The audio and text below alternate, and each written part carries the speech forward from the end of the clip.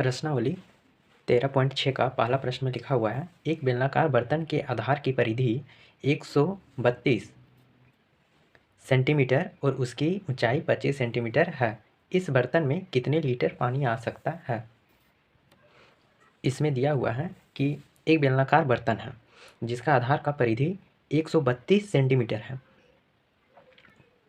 ये इसका आधार का परिधि है। ये कितना है? 132 सेंटीमीटर। और जो ऊंचाई है वो कितना है? ऊंचाई है 25 सेंटीमीटर, यानी कि ये ऊंचाई जो है वो 25 सेंटीमीटर है। अब हमें ये निकालना है कि इस बर्तन में कितना लीटर पानी आएगा। ये बेलनाकार बर्तन है, इसमें कितना लीटर पानी आएगा वो ज्ञात करना है। इसके लिए हम क्या ज्ञात करेंगे? आयतन ज्ञात करेंगे, क्योंकि आयतन यह बताएगा, जैसे कि हम यहाँ पे बेलन का आयतन ज्ञात करेंगे, इस बेलनाकार बर्तन का आयतन ज्ञात करेंगे, तो इसका आयतन यह चीज़ बताएगा, ये बताएगा इसका आयतन कि ये बेलन यह बेलनाकार बर्तन कितना जगह घेर रहा है, उसको आयतन बताता है। अब यह बेलनाकार बर्तन जितना जगह घेरेगा उतना ही पानी आएगा इस बेलनाकार बर्तन में। इसलिए हम क्या करेंगे? इस बेलनाकार बर्तन का आयतन ज्ञात करेंगे, क्योंकि आयतन यह बताता है कि कितना स्थान घेर रहा है, और यह जितना स्थान घेर रहा है उतना ही इसमें पानी आएगा। और यहाँ पे दिया हुआ है एक चीज़ कि 1000 centimetre cube equal to 1 litre होता है। ये चीज़ दिया हुआ है, क्योंकि यहाँ पे पूछा गया कि कितना लीटर पानी आ सकता है, तो जितना आयतन आएगा उस आयतन को हम लीटर में कन्वर्ट कर देंगे। और लीटर को कन्वर्ट करने के लिए यहाँ पे दिया हुआ है कि 1000 centimetre cube equal to 1 litre होता है। सबसे पहले इसके सॉल्यूशन में लिखते हैं आधार की परिधि इक्वल टू 132 सेंटीमीटर। अब आधार का परिधि 132 सेंटीमीटर है। आधार क्या है? आधार वृत्त है, एक प्रकार का वृत्त ही है आधार। बेलन का आधार क्या होता है? वृत्त होता है। यानी कि आधार की परिधि को हम कह सकते हैं वृत्त की परिधि, और वृत्त का परिधि का फॉर्मूला क्या होता है? 2πr equal to 132 centimetre. इसको फिर आगे लिखेंगे, 2 गुना पाई का मान बैठाएंगे 22/7 गुना आर का मान नहीं दिया हुआ है, इसलिए आर को आर रहने देंगे, इक्वल टू 132 सेंटीमीटर। अब यहाँ से हम आर का वैल्यू निकाल लेंगे। आर इक्वल टू क्या आ जाएगा? आर इक्वल टू 132, 2 गुना में है इसलिए यह भागा में आ जाएगा, 7 भागा में है इसलिए उधर जाके यह गुना में हो जाएगा, यानी कि क्या हो जाएगा? 132 गुना 7 बटा 2 गुना 22। इसको सोल्व करेंगे तब आर इक्वल टू क्या आ जाएगा? 21 सेंटीमीटर आ जाएगा। हम लोग यहाँ पे आर को क्यों ज्ञात किए? क्योंकि हम जानते हैं कि बेलन का आयतन क्या चीज़ होता है?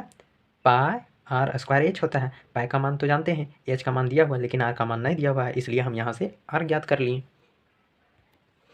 अब हम लोग को आर का मान पता चल गया है कितना है? 21 सेंटीमीटर, और एच का मान दिया हुआ है 25 सेंटीमीटर।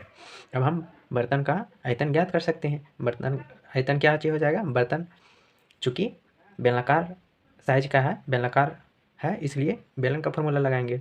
बेलन के आयतन का फॉर्मूला जो कि होता है पाई आर स्क्वायर एच। यहाँ पे पाई का मान 22/7 लेंगे, आर का मान 21 लेंगे, और एच का मान 25 सेंटीमीटर लाएंगे। इसमें तीनों का वैल्यू बैठा देंगे और सॉल्व कर देंगे। सॉल्व करने पर मिलेगा क्या चीज़? 3465 सेंटीमीटर क्यूब में आएगा। अब इसको लीटर में बदलना है। इसको क्या चीज़ बदलना है? लीटर में, कि कितना लीटर आएगा। प्रश्न में दिया हुआ था, उसमें नोट करके कि 1000 centimetre cube equal to 1 litre होता है। तो इतना सेंटीमीटर क्यूब इक्वल टू कितना होगा? जब 1000 centimetre cube equal to 1 litre, तब 1 centimetre cube equal to 1/1000 litre आ जाएगा। और इतना सेंटीमीटर क्यूब इक्वल टू कितना आ जाएगा? जब 1 सेंटीमीटर क्यूब इक्वल टू जब 1/1000 लीटर आ गया, तब 3665 सेंटीमीटर क्यूब इक्वल टू 3465 गुना 1/1000 आ जाएगा। यानी कि क्या करना है? जितना आया उसको 1000 से भाग देना है। वही चीज़ किया गया यहाँ पे। 3465 को, सॉरी, यहाँ पे कितना आएगा? 34,650 सेंटीमीटर क्यूब आएगा। इसलिए 1/1000 को किससे गुना करना है? 34,650 से। अब 34,650 को गुना करते हैं 1/1000 से, वह कितना आएगा? 34.65 लीटर। यही इस प्रश्न का उत्तर हो जाएगा। दूसरा प्रश्न में है, लकड़ी के एक बेलनाकार पाइप का आंतरिक व्यास 24 सेंटीमीटर है और बाहरी व्यास 28 सेंटीमीटर है। इस पाइप की लंबाई 35 सेंटीमीटर है। इस पाइप का द्रव्यमान ज्ञात कीजिए यदि 1 सेंटीमीटर क्यूब लकड़ी का द्रव्यमान 0.6 ग्राम है। लकड़ी के बेलनाकार पाइप आप लोग देखे होंगे पाइप कैसे होता है। पाइप ऐसे होता है, ये अंदर में खोखला रहता है, ये अंदर में खोखला रहता है, इसी प्रकार इसे ये हो गया। इसमें दिया हुआ है ये बाहरी व्यास दिया हुआ है। बाहरी व्यास कितना दिया हुआ है? 28 सेंटीमीटर दिया हुआ है। ये कितना है? 28 सेंटीमीटर। लेकिन आंतरिक व्यास यानी कि यहाँ से यहाँ तक लेते हैं तो यह कितना हो जाता है? यह 24 सेंटीमीटर है। और ये हाइट इसमें दिया हुआ है 35 सेंटीमीटर। और एक चीज़ दिया हुआ है 1 सेंटीमीटर क्यूब लकड़ी का द्रव्यमान 0.6 ग्राम है। 1 सेंटीमीटर क्यूब क्या है? एक तरह से आयतन है। यानी कि क्या करना है यहाँ पे? आयतन ज्ञात करना है और आयतन ज्ञात करके उसको 0.6 ग्राम से गुना कर देना है, क्योंकि द्रव्यमान ही यहाँ पे ज्ञात करना है इस पाइप का। कैसे ज्ञात करेंगे? यदि हम यहाँ पे आयतन लेते हैं पाई आर स्क्वायर एच, यहाँ जहाँ पे आर का मान यदि 28 सेंटीमीटर हम लेते हैं बाहर वाला, तो ये तो व्यास दिया हुआ है ना, तो आर निकाल के कितना आएगा? बड़ा का आएगा 14 आएगा, 14 सेंटीमीटर। इस पाइप का बाहरी व्यास कितना आ जाएगा? यहाँ से यहाँ 14 सेंटीमीटर आ जाएगा, क्योंकि व्यास 28 सेंटीमीटर दिया हुआ था। व्यास निकालेंगे तब वह 14 सेंटीमीटर आ जाएगा। यदि हम इस 14 सेंटीमीटर को रखते हैं पाई आर स्क्वायर एच में आर का वैल्यू, तब आयतन पूरा निकल जाएगा। अंदर में जो खोखला भाग है उसका भी आयतन निकल जाएगा, लेकिन उसका भाग का आयतन नहीं निकालना है। यानी कि क्या करना है? इस पाई आर स्क्वायर एच में घटाना है। किसको घटाना है? जो खोखला है अंदर में उसको घटाना है। उसको घटाने के लिए क्या करेंगे? उसका आयतन घटा देंगे। पाई और इतना से इतना, ये व्यास कितना दिया हुआ था? आंतरिक व्यास 24 सेंटीमीटर दिया हुआ था। यहाँ से यहाँ तक 24 सेंटीमीटर दिया हुआ था। इसका त्रिज्या निकालेंगे तो कितना आ जाएगा? 12। यानी कि अंदर में जो खोखला है उसका त्रिज्या कितना हो गया? 12 हो गया। तो यहाँ पे उसको स्मॉल आर लिख लेते हैं, स्मॉल आर इक्वल टू 12 लिख लेते हैं, 12 सेंटीमीटर। यहाँ पे उसका आयतन तब कितना हो जाएगा? Pi R square H, pi small R का स्क्वायर एच। ये करेंगे तब केवल पाइप का आयतन मिलेगा। पाइप का आयतन निकालने के लिए क्या करेंगे?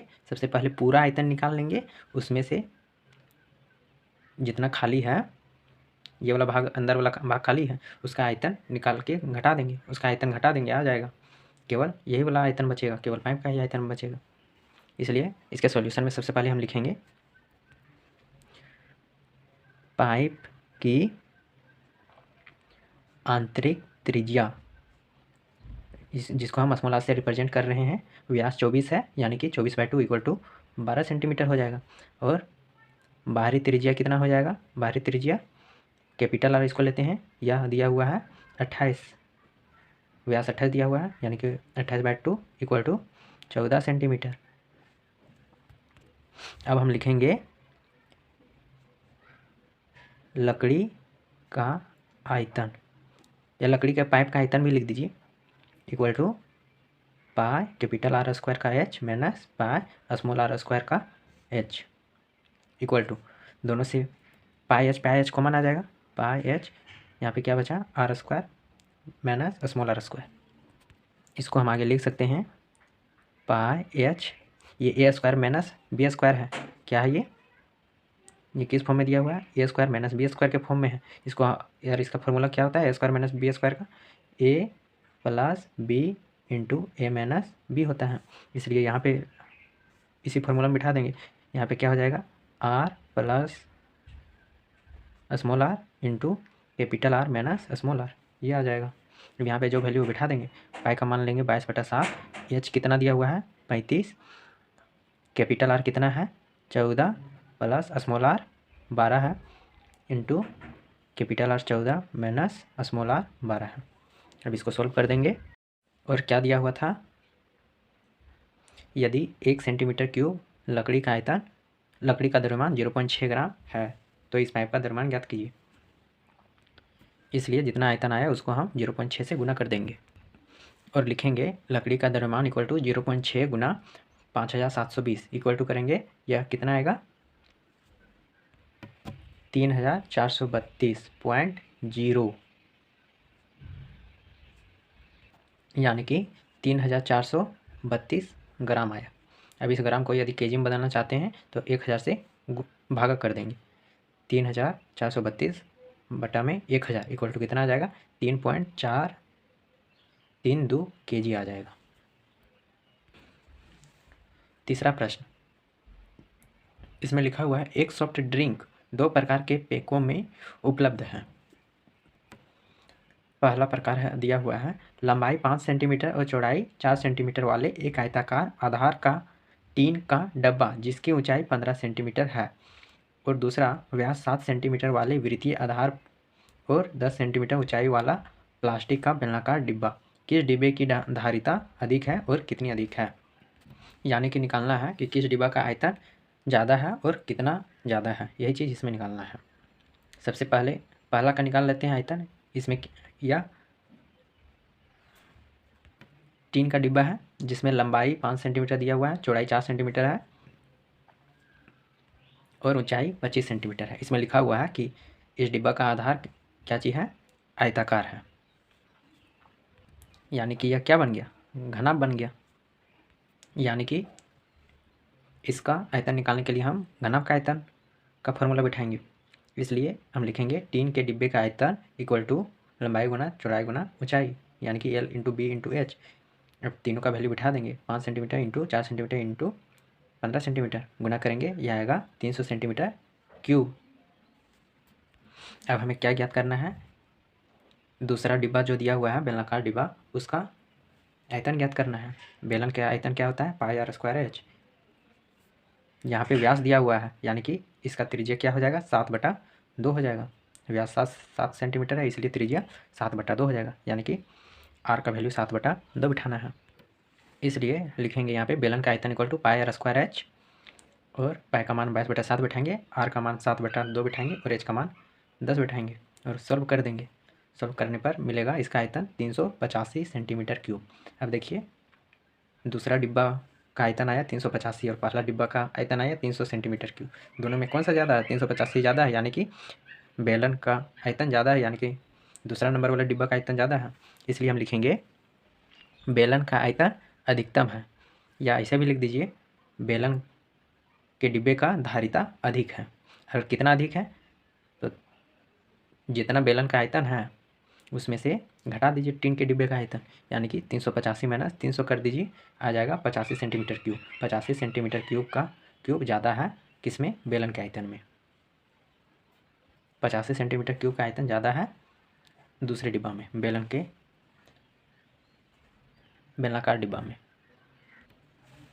अब चौथा है, इसमें लिखा हुआ है यदि एक बेलन का पार्श्व पृष्ठीय क्षेत्रफल 94.2 सेंटीमीटर स्क्वायर है और उसकी ऊंचाई 5 सेंटीमीटर है तो ज्ञात कीजिए आधार की त्रिज्या, बेलन का आयतन, और लिखा हुआ है पाई का मान 3.14 लीजिए। कैसे ज्ञात करेंगे, तो जो दिया हुआ है उसी से ज्ञात करेंगे। बेलन का पार्श्व पृष्ठीय क्षेत्रफल दिया हुआ है, वही चीज़ लिखना है। बेलन का पार्श्व क्षेत्रफल या पार्श्व पृष्ठीय क्षेत्रफल इक्वल टू कितना दिया हुआ है, 94.2 सेंटीमीटर स्क्वायर दिया हुआ है। और हम जानते हैं कि बेलन का पार्श्व पृष्ठीय क्षेत्रफल क्या होता है, 2πr/h होता है, और ये कितना दिया हुआ है, 94.2 सेंटीमीटर स्क्वायर दिया हुआ है।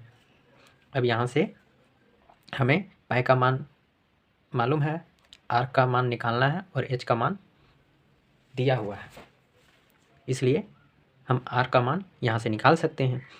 लिखेंगे इसी को 2 गुना पाई का मान बिठाएंगे 3.14 इंटू आर इंटू एच के जगह पर 5 लिखेंगे, इक्वल टू कितना आ जाएगा 94.2 आ जाएगा। अब यहाँ से आर इक्वल टू कितना हो जाएगा, आर इक्वल टू 94.2, और ये सब बाकी सब भागा में आ जाएगा। 94.2 बटा में 2 गुना 3.14 गुना 5 सब बटा में। अब इसको सॉल्व करेंगे, आएगा आर का मान 3, यानी कि आर कितना आ गया 3 सेंटीमीटर आ गया। पहला का उत्तर मिल गया। त्रिज्या निकालना था, आधार का त्रिज्या यहाँ पे लिख देंगे, इसलिए बेलन के आधार का त्रिज्या r = 3 सेंटीमीटर। अब दूसरा में हमें ज्ञात करना था बेलन का आयतन। बेलन का आयतन हम लोग जानते हैं क्या होता है, इसका फॉर्मूला πr²h। पाई का मान बैठाना 3.14 इंटू आर स्क्वायर। आर का वैल्यू क्या आया था 3, यानी कि 3 का स्क्वायर इंटू एच का मान कितना है 5। अब इसको सॉल्व करेंगे, आएगा 141.3 सेंटीमीटर क्यूब। यही दूसरा का उत्तर हो जाएगा। अब पाँचवा प्रश्न, इसमें लिखा हुआ है 10 मीटर गहरे एक बेलनाकार बर्तन की आंतरिक वक्र पृष्ठ को पेंट कराने का व्यय 2200 रुपया है।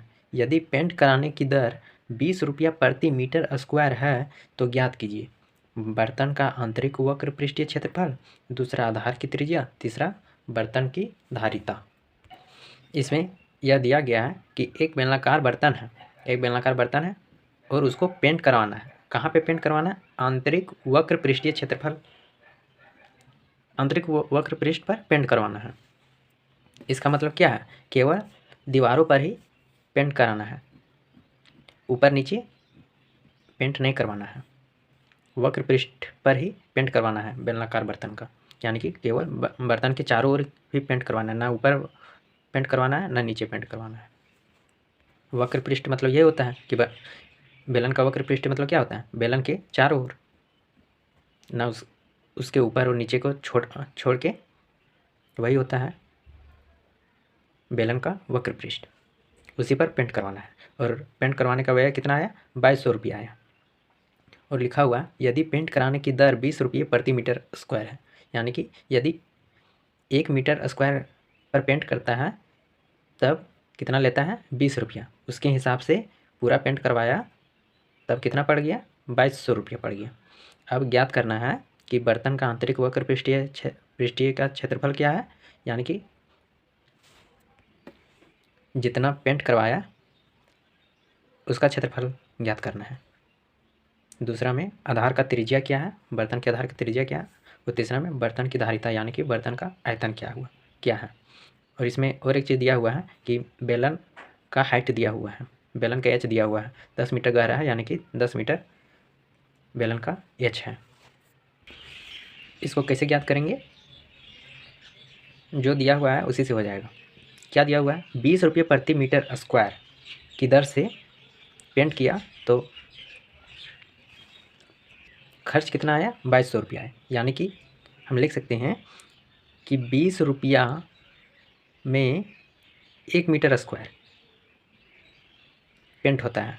तो 1 रुपया में कितना होगा, 1 रुपया में 1/20 मीटर स्क्वायर होगा। और जब 2200 रुपया आया तब कितना होगा, 1 रुपया में इतना, तो 2200 रुपया में 2200 गुना 1/20 मीटर स्क्वायर इक्वल टू क्या हो जाएगा 2200/20 मीटर स्क्वायर, इतना आ जाएगा। अब इसी को आगे 1 0 कट गया और 2 से 220 कट गया, क्या आया 110 मीटर स्क्वायर, यानी कि क्षेत्रफल कितना आ गया 110 मीटर स्क्वायर। इतना क्षेत्रफल पर पेंट कराया गया। और पेंट कहाँ पे करवाया गया है, वक्र पृष्ठ पर पेंट करवाया गया है, यानी कि बर्तन का आंतरिक वक्र पृष्ठ क्या हो जाएगा 110 मीटर स्क्वायर हो जाएगा। वही चीज़ लिखना है। पहला का उत्तर बर्तन का आंतरिक वक्र पृष्ठीय क्षेत्रफल equal to 2200/20 equal to 110 metre square. पहला का उत्तर आ गया। अब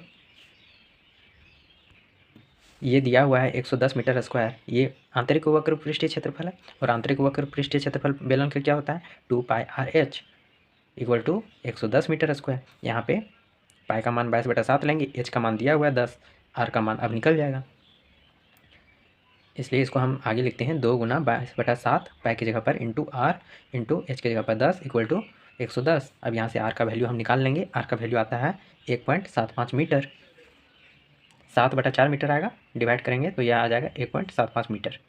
अब आर भी निकल गया, यानी दूसरा का उत्तर भी आ गया। अब तीसरा में ज्ञात करना था बर्तन का आयतन, यानी कि बर्तन का धारिता ज्ञात करना था। वही चीज़ लिखेंगे, बर्तन का आयतन या बर्तन का धारिता इक्वल टू, बर्तन बेलनाकार है इसलिए बेलन का आयतन का फॉर्मूला लगाएंगे जो कि होता है पाई आर स्क्वायर एच। पाई का मान 22/7, आर का मान जो आया 1.75 लीजिए या तो 7/4 को ही ले लीजिए, 7/4 ले लेते हैं। इसका स्क्वायर करेंगे 7/4 गुना 7/4 आ जाएगा, गुना एच का मान कितना लेंगे 10 लेंगे। अब इसको सॉल्व करेंगे, यह कितना आता है 96.25 मीटर क्यूब आता है, और इसको हमें लीटर में ज्ञात करना है। एक बात नोट कर लीजिए कि 1 metre cube equal to 1 kilolitre होता है, और 1 सेंटीमीटर क्यूब में 1 लीटर होता है। यहाँ पे मीटर में है, और 1 मीटर क्यूब कितना होता है 1 किलो लीटर होता है। इसलिए 96.25 मीटर क्यूब इक्वल टू कितना हो जाएगा 96.25 किलो लीटर हो जाएगा। 96.25 मीटर क्यूब इक्वल टू कितना हो जाएगा 96.25 किलो लीटर, क्योंकि 1 metre cube equal to 1 kilolitre, इसलिए इतना मीटर क्यूब इक्वल टू इतना ही किलो लीटर हो जाएगा। यही इस प्रश्न का उत्तर हो जाएगा। अब छठा प्रश्न, इसमें है लिखा हुआ ऊंचाई 1 मीटर वाले एक बेलनाकार बर्तन की धारिता 15.4 लीटर है। इसको बनाने के लिए कितने वर्ग मीटर धातु की शीट की आवश्यकता होगी। इसमें दिया हुआ है कि हमें एक बेलनाकार बर्तन बनाना है, और कैसा बेलनाकार बर्तन बनाना है जिसका धारिता यानी कि आयतन 15.4 लीटर रहेगा, और इस बर्तन का ऊंचाई 1.5 मीटर रहेगा। तब इसको बनाने के लिए या बेलनाकार बनाने के लिए कितना वर्ग मीटर का धातु का शीट चाहिए होगा। यानी हम कह सकते हैं कि जितना इस बेलनाकार बर्तन का कुल पृष्ठीय क्षेत्रफल आएगा उतना ही धातु का शीट चाहिए हम लोग को, क्योंकि कुल पृष्ठीय क्षेत्रफल क्या बतलाता है, जितना बेलन का टोटल क्षेत्रफल है वही बताता है। चारों दीवारों का क्षेत्रफल, ऊपर नीचे जितना क्षेत्रफल है सभी का क्षेत्रफल कौन बताता है, बर्तन का कुल पृष्ठीय क्षेत्रफल। इसका कुल पृष्ठीय क्षेत्रफल बताएगा। और बनाना है तो ऐसा थोड़ी है कि ऊपर से खुला रखना है नीचे से खुला रखना है, कंप्लीटली बनाना है। और कंप्लीटली क्षेत्रफल कौन निकाल के देता है, कुल पृष्ठीय क्षेत्रफल। इसलिए हम इस बर्तन का कुल पृष्ठीय क्षेत्रफल निकालेंगे। हमें क्या दिया हुआ है, बर्तन का आयतन दिया हुआ है, इसलिए लिखेंगे बर्तन का आयतन इक्वल टू क्या दिया हुआ है 15.4 लीटर दिया हुआ है। इस लीटर को हम इसमें कन्वर्ट करेंगे, सेंटीमीटर क्यूब में कन्वर्ट करेंगे। लीटर को जब हम सेंटीमीटर क्यूब में कन्वर्ट करते हैं तब उसको 1000 से गुना करते हैं, इसलिए 15.4 गुना 1000 आ गया, यानी कि गुना करने पर क्या मिलेगा 15,400 सेंटीमीटर क्यूब आ जाएगा। यानी कि बर्तन का आयतन अब कितना मिल गया 15,400 सेंटीमीटर क्यूब। और बर्तन का आयतन क्या हो जाएगा, चूँकि यह बेलनाकार है इसलिए यहाँ पे बेलनाकार बर्तन का आयतन हो जाएगा पाई आर स्क्वायर एच।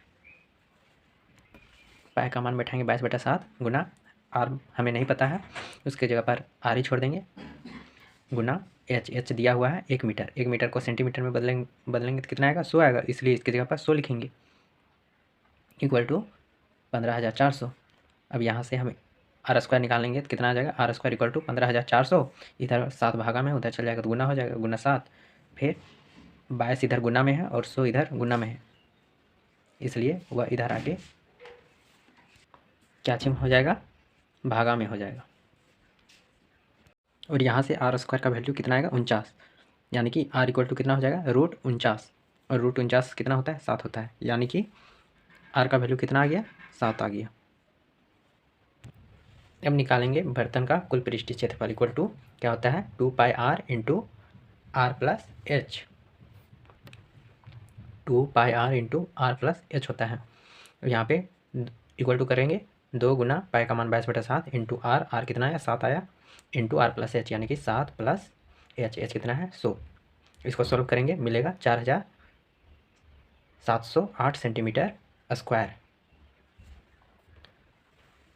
किस में आया सेंटीमीटर स्क्वायर में आया, और हमें पूछा गया है मीटर स्क्वायर में, यानी कि सेंटीमीटर स्क्वायर को हम मीटर स्क्वायर में बदलेंगे। इसके लिए हम क्या करेंगे 10,000 से डिवाइड करेंगे, क्योंकि 10,000 centimetre square equal to 1 metre square होता है, यानी कि 1 सेंटीमीटर स्क्वायर इक्वल टू कितना हो जाएगा 1/10,000 मीटर स्क्वायर हो जाएगा। इसलिए इसको गुना कर देंगे 1/10,000 से, यानी कि हो जाएगा 4708/10,000 इक्वल टू कितना आएगा 0.4708 मीटर स्क्वायर। यही इस प्रश्न का उत्तर हो जाएगा। 7वां नंबर का प्रश्न, इसमें लिखा हुआ है शीशे की एक पेंसिल लकड़ी के एक बेलन के अभ्यंतर में ग्रेफाइट से बने ठोस बेलन को डालकर बनाई गई है। पेंसिल का व्यास 7 mm है और ग्रेफाइट का व्यास 1 mm है। यदि पेंसिल की लंबाई 14 सेंटीमीटर है तो लकड़ी का आयतन और ग्रेफाइट का आयतन ज्ञात कीजिए। इसमें क्या लिखा हुआ है? लिखा हुआ है कि एक पेंसिल है। अब पेंसिल तो आप लोग सभी को देखे होंगे, चारों तरफ लकड़ी रहता है, लकड़ी वाला पेंसिल में, और अंदर में क्या रहता है? ग्रेफाइट रहता है, जिसे हम लिखते हैं, अंदर में वही डाला रहता है। इसमें दिया हुआ है कि पेंसिल का व्यास, जैसे पेंसिल ये रहा, पेंसिल ये रहा, और पेंसिल का व्यास दिया हुआ है 7 mm मिलीमीटर में है। और ग्रेफाइट का व्यास जो इसके अंदर में इसे लगा हुआ है, उसका अगर व्यास निकालेंगे तो वह कितना आया है? 1 मिलीमीटर आया है, 1 mm आया है। और इस पेंसिल का जो लंबाई दिया हुआ है, पेंसिल कितना लंबा है? 14 सेंटीमीटर लंबा है। और हमें क्या ज्ञात करना है? लकड़ी का आयतन ज्ञात करना है और ग्रेफाइट दोनों का आयतन ज्ञात करना है। लकड़ी का आयतन ज्ञात करेंगे, लकड़ी का आयतन ज्ञात करने के लिए क्या करना पड़ेगा कि पूरा आयतन ज्ञात कर लेंगे, उसमें से यदि हम ग्रेफाइट का आयतन को घटा देते हैं तब केवल लकड़ी का आयतन बचेगा। जैसा कि प्रश्न 2 में हम लोगों ने सॉल्व किया था, उसी प्रकार है। पेंसिल का पूरा आयतन में हम ग्रेफाइट के आयतन को घटा देंगे तो केवल किसका आयतन बचेगा? लकड़ी का आयतन बचेगा। सबसे पहले हम लिखेंगे कि पेंसिल के आधार की त्रिज्या, व्यास दिया हुआ था इसलिए त्रिज्या कितना हो जाएगा? व्यास बटा 2, यानी कि 7 mm बटा 2 इक्वल टू 3.5 mm आ जाएगा। इस 3.5 mm को हम सेंटीमीटर में कन्वर्ट करते हैं। जब कन्वर्ट करते हैं तब उसको 10 से भाग दिया जाता है। जैसे यहाँ पे 3.5 है, इसको हम 10 से भाग देंगे। भाग देने पर कितना आ जाएगा? 0.35 सेंटीमीटर आ जाएगा। कैसे कैसे कि 3.5 बटा 10 किए, इसको हम लिख सकते हैं 35। जब पॉइंट हटाएंगे यहाँ से तो यहाँ पे और एक जीरो आ जाएगा, यानी कि क्या बन जाएगा? 35/100 बन जाएगा। अब 35/100 को हम लिख सकते हैं 0.35 बटा में 100 है, यानी कि 1 है उसके बाद 2 जीरो है, यानी कि इक्वल टू जो लिखेंगे 2 अंक के बाद पॉइंट बैठना चाहिए। जैसे कि यहाँ पे 35 लिखा हुआ है, इसके 2 अंक के बाद पॉइंट बैठना चाहिए। 2 यहाँ पे पॉइंट, उसके बाद आगे क्या आएगा? जीरो आएगा। यदि यहाँ पे नीचे और एक जीरो रहता, 1000 आता, तब 3 अंक के बाद पॉइंट बैठता इधर से, यानी कि उस स्थिति में क्या आ जाता है? 5 3 कोई कुछ नहीं है, यानी कि जीरो, उसके बाद पॉइंट लगता है, उसके बाद जीरो आता। कब? जब यहाँ पे और एक जीरो रहता तब ये वाला होता। अब आगे बढ़ते हैं। पेंसिल का आयतन, पूरा पेंसिल का आयतन निकाल लेते हैं। उसमें से हम क्या करेंगे? ग्रेफाइट का आयतन को घटा देंगे, तब केवल लकड़ी का ये आयतन बचेगा। इसलिए हम लिखते हैं पेंसिल का आयतन πr²h। पाई का मान बैठाएंगे 22/7 r²। आर कितना आया है? 0.35। या तो r² की जगह आप 0.35 को बिठा लीजिए, या तो 35/100 को बिठा लीजिए। 35/100 को बिठा लीजिए या 0.35 को बिठा लीजिए, जो बिठाना है। और h की जगह, h क्या दिया हुआ था? h 14 सेंटीमीटर दिया हुआ है, यानी कि h की जगह पर 14 बिठाना है। और बिठाने के बाद इसको सॉल्व कर देना है। सॉल्व करने पर पेंसिल का आयतन आता है 539/100 सेंटीमीटर क्यूब। हम ग्रेफाइट का आयतन निकालेंगे, इसके लिए हम लिखेंगे ग्रेफाइट के आधार की त्रिज्या, व्यास दिया हुआ था 1 mm, इसलिए इसका त्रिज्या क्या हो जाएगा? 1/2 mm हो जाएगा। अब इसको हम सेंटीमीटर में कन्वर्ट करेंगे। कन्वर्ट करने के लिए हम क्या करेंगे? इसको हम 10 से भाग देंगे। जब हम 1/2 को 10 से भाग देंगे तब यह क्या आ जाएगा? 1/2। और ये चीज़, इसको 10 को हम 10/1 लिख सकते हैं यहाँ पे, और ये चीज़ गुना में पलट जाता है, गुना 1/10 हो जाता है, यानी कि 1/20 हो गया। 1/20 सेंटीमीटर ग्रेफाइट के आधार का त्रिज्या। अब हमें क्या याद करना है? ग्रेफाइट का आयतन। ग्रेफाइट का आयतन इक्वल टू πr²h। आप r का मान अलग अलग भी ले सकते हैं, यानी कि आर को आप अलग अलग चीज़ से डिनोट कर सकते हैं। यहाँ पे मैंने सबको स्मॉल आर ही लिख दिया है। यहाँ पे आर स्क्वायर का मान क्या बैठाएंगे, 1/20 सेंटीमीटर बैठाएंगे। एच का मान क्या बैठाएंगे, 14 सेंटीमीटर। और पाई का मान 22/7 और बिठा के सॉल्व कर देंगे, आएगा 11/100 यानी कि 0.11 सेंटीमीटर क्यूब आएगा। अब हम आगे लिखेंगे लकड़ी का आयतन इक्वल टू पेंसिल का आयतन माइनस ग्रेफाइट का आयतन। पेंसिल का आयतन कितना आया था, वह आया था 539/100। इसको हम लिख सकते हैं 5.39।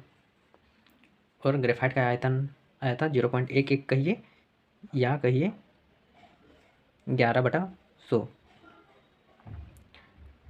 अब इससे इसको माइनस कर देते हैं, मिलता है 5.28 सेंटीमीटर क्यूब। यही उत्तर हो जाता है। अब 8वां प्रश्न, इसमें लिखा हुआ है एक अस्पताल के एक रोगी को प्रतिदिन 7 सेंटीमीटर व्यास वाले एक बेलनाकार कटोरे में सूप दिया जाता है। यदि यह कटोरा सूप से 4 सेंटीमीटर ऊंचाई तक भरा जाता है तो इस अस्पताल में 250 रोगियों के लिए प्रतिदिन कितना सूप तैयार किया जाता है। इसमें लिखा हुआ है कि एक अस्पताल में रोगी को प्रतिदिन सूप दिया जाता है, किस चीज़ में, बेलनाकार कटोरे में। और उस बेलनाकार कटोरे का व्यास कितना है, 7 सेंटीमीटर है व्यास। और उसमें कितना दूर तक भरा जाता है, कितना ऊंचा तक, 4 सेंटीमीटर। यानी कि ऊंचाई यहाँ पे क्या हो गया, 4 सेंटीमीटर। बेलन का ऊंचाई नहीं, सूप का ऊंचाई, क्योंकि यहाँ पे बेलन के बारे में कोई भी सवाल नहीं किया गया है। बेलन का कटोरा है, जब उसमें सूप देंगे तो सूप भी बेलन के आकार का रूप ले लेगा। 7 सेंटीमीटर व्यास का कटोरा है, यानी कि सूप उसमें देंगे तो वह कटोरा के पूरे पृष्ठ पर फैल जाएगा। और फैलने के बाद वह धीरे उसमें और डालेंगे सूप तो उसका लेयर बढ़ने लगेगा। और कितना सेंटीमीटर तक ऊंचाई तक भर देते हैं, 4 सेंटीमीटर तक। और इतना ही सभी रोगियों के लिए इतना ही सूप दिया जाता है। और टोटल है कितना, 250। तो सबसे पहले हम याद करेंगे कि एक रोगी को कितना सूप दिया जाता है। जितना दिया जाता है, जितना सूप स्थान घेरा, वो उसका क्या होगा, आयतन हो गया। और सूप को बेलनाकार कटोरे में दिया गया, इसलिए सूप का आयतन कैसे निकलेगा, बेलन का आयतन के फॉर्मूला से निकलेगा, जिसमें सूप का हाइट 4 सेंटीमीटर हो जाएगा। और त्रिज्या जो बेलन का है वही त्रिज्या रहेगा, जो कि 7 सेंटीमीटर है। 7 सेंटीमीटर व्यास है और व्यास 7 सेंटीमीटर है। यहाँ से हम त्रिज्या ज्ञात कर सकते हैं। सबसे पहले लिखेंगे h 4 सेंटीमीटर, व्यास 7 सेंटीमीटर, इसलिए त्रिज्या r = 7/2 सेंटीमीटर। इतना दिया गया, यानी कि इतना बना होगा तभी दिया गया होगा। अब इस सेंटीमीटर क्यूब को हम लीटर में बदलते हैं। सेंटीमीटर क्यूब को लीटर में बदलने के लिए क्या करना पड़ता है, 1000 से भाग देना पड़ता है। इसलिए अब यह हो जाएगा 38,500/1000, यानी कि आ जाएगा 38.5 लीटर। यानी कि 38.5 लीटर सूप डेली बनता है, यानी कि यही इसका उत्तर हो जाएगा। इतना सूप तैयार किया जाता है प्रतिदिन। उम्मीद है आपको सारा प्रश्न समझ में आया होगा। अब मिलेंगे अगले वीडियो में।